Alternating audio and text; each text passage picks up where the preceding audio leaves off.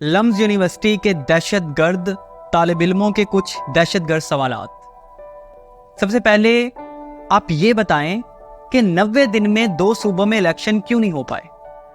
फिर एक बच्चे ने सवाल किया कि आप निगरान ही सही, लेकिन मुझे दुख है कि हमारे वजीर आज़म को इल्म की कदर नहीं। फिर एक बच्ची ने सवाल किया कि क्या आप बता सकते हैं कि मुल्क की माशियत तबाह हो रही है, फिर आप लम्स यूनिवर्सिटी क्या लेने आ गए, हमारे मुल्क को इसका क्या फ़ायदा होगा। इन बच्चों को मेरा सलाम है। वो सवाल जो शायद पूरी कौम को, वो सवाल जो शायद आज हमारे मीडिया को, वो सवाल जो हम जैसे लोगों को पूछना चाहिए, वो इन टीनेजर बच्चों ने पूछ डाला। और फिर अब इन तमाम बच्चों पर तहरीक इंसाफ का ठप्पा लगा दिया। जो लोग मुझे जानते हैं और सुनते हैं उनको पता होगा कि मैं किसी भी सियासी पार्टी को सपोर्ट नहीं करता, मैं किसी भी पॉलिटिक्स के मैटर में दखल अंदाजी नहीं करता। लेकिन यहाँ मैं कहना चाहूँगा कि ये क्या बात हुई कि जो जमात या जो शख्स हक सच और आइन की बात करे वो पीटीआई का हो जाता है। इसका मतलब का पीटीआई वाकई हक और सच की जमात है।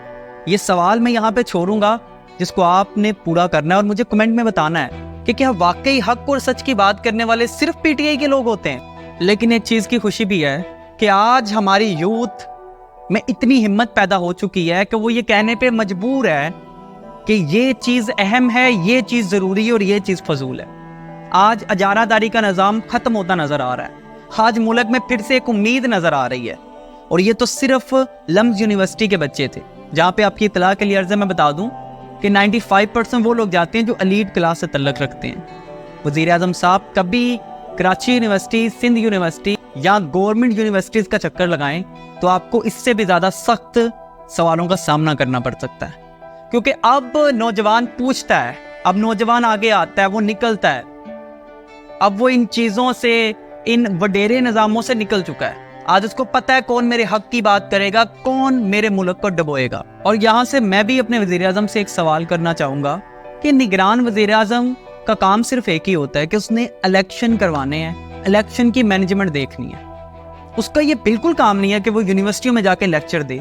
आज हर दूसरे बंदे को शोहरत की भूख पड़ गई है, माजरत के साथ। आज हर बंदे को लीडर बनना है बिना कुछ करे। और जनाब अपनी ड्यूटी सर अंजाम दें ताकि आप किसी के लिए रोल मॉडल बन सकें। और यहाँ पे जो अच्छी बात है उसकी तारीफ भी करूँगा कि हमारे वज़ीर आज़म साहब ने बड़ी तहम्मुल मजाजी से उन बच्चों के सवाल सुने और उसको कवर करने की भी कोशिश की।